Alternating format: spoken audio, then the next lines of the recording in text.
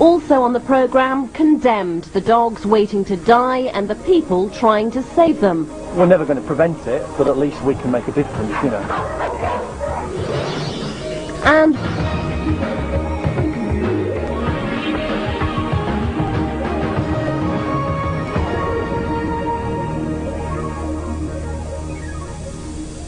here at the Bosworth Heritage Centre in Leicestershire, they mark one of the most important battles in English history. And later on we'll be showing you why it's actually in the wrong place. First though, we're meant to be a nation of dog lovers, but every year 10,000 of them are put down after just 1 week in the pound. Well, we've been behind the scenes at a place where they're trying to save the dogs from being destroyed. lost, rejected, abandoned. Every year, more than 100,000 dogs are found on the streets. They're picked up by dog wardens, taken to council kennels. But for many, the day they arrive at the pound is the day they join death row.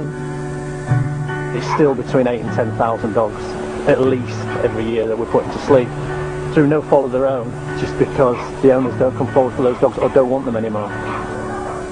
At some council pounds, when a dog's booked in, the clock starts ticking. If they're microchipped, they stand a better chance of being reunited with their owners.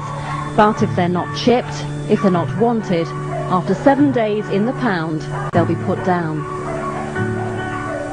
On a Monday, routinely at 1 day a week, they go around with a list of the latest dates. And it doesn't matter whether the dog's a young puppy, or an old dog, or a beautiful pedigree Dalmatian that somebody's paid hundreds of pounds for. They'll just take the list of 20 dogs, those 20 dogs go to the vets and come back in orange bags in a wheelbarrow. Chris Whippy has worked in dog rescue for 6 years. When he saw for himself how many were put to sleep, Chris wanted to stop the destruction. So he started volunteering for one of the few charities in the country that saves death row dogs. The charity's called Doris Banham Dog Rescue. It was set up by the founder of the charity after her mother, who was an absolute dedicated animal lover, and when she died in 2001, her daughter decided to set up the charity in her name. Today Chris is loading up 9 dogs, 9 very lucky dogs. He's taking them to a holding kennel and rescue centre in Nottinghamshire, where they'll have the chance to find a new home. Very small charity.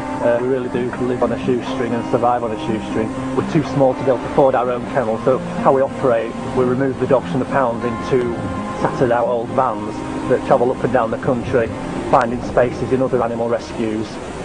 You know, it's a living, breathing creature, so that's why I'm in it, and that's why we do what we do, our charity. To hopefully, we're never going to prevent it, but at least we can make a difference, you know. This is one of the holding kennels that the charity uses in Nottinghamshire. Dogs stay here until they can be moved on. When Chris turns up with the van, it's just really another heartbreaking situation. Oh, he can't go in a kennel, can he? On board, one of the dogs was a really tiny little female Yorkie. Again, no history, don't know why she was in the pound. Nipper, handed in, 12 years old, unwanted. Can't see any reason why anyone would want to get rid of a lovely collie like him. This is Philip.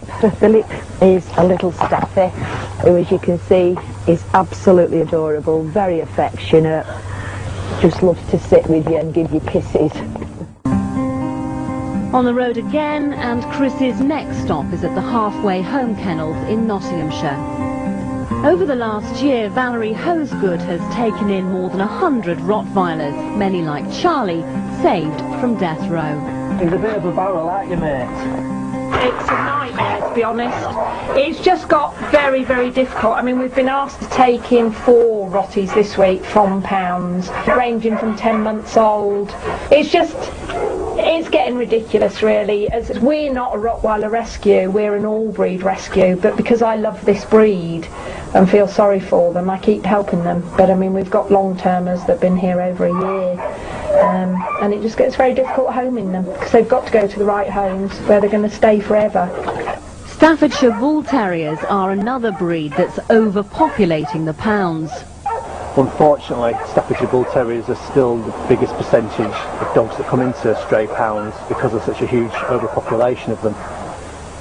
They're absolutely loving dogs, but they tend to be dog aggressive, and they do have a bad press, and unfortunately it's not the case. Most of them are absolutely lovely, but still 18-year-old lad living in a council estate wants a dog for a status symbol. It's a Staffordshire Bull Terrier he gets. Once he's had it for 3 or 4 months and it's chewed his carpet, or it's not looking, street cred, or fashion's changed, then the dog ends up on the street in a pound, and thousands of Staffordshire Bull Terriers are put to sleep every year because of the overpopulation of them. Now some councils are clamping down on problem pets. Nottingham City Council wants to limit the number of dogs and cats that can be kept by their tenants to 2 per household.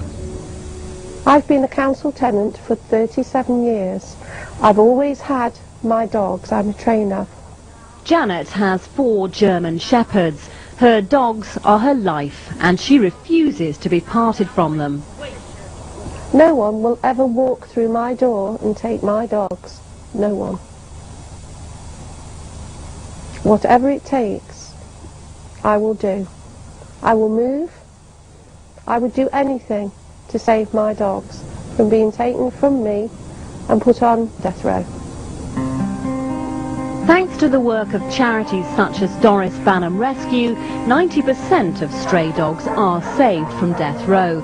The volunteers go to huge trouble to find new homes for the dogs. Sometimes they even end up providing that new home themselves. Remember Nipper, the old collie dog? Well, he wasn't left in the kennel long. The particular reason that I fell for this beautiful boy is because I just recently lost my own German Shepherd, and as he came in he had such a fantastic personality that I just fell in love with him, and he did with me and my little girl, and I just couldn't bear the thought of parting from him. So he's part of our family now, and even though he's part of our family I shall still carry on helping all the other dogs because they desperately need our help, and if it wasn't for us there'd be a hell of a lot of dogs that are getting destroyed daily. And Sarah, the little Yorkie we met earlier, was snapped up by a terrier lover from Lincoln. I think it should always be a consideration to take in an animal that needs rescuing and has got so much to give for what you give to the animal. I mean, in such a short time, she's given me so much. I've helped 78 dogs, and I will continue to do so while I'm still alive. Because if you get beautiful dogs like this, which is an encouragement to people to go out there and not buy a dog out the paper, go and rescue a rescue dog and give it a bit of love and you'll get a lot of love back.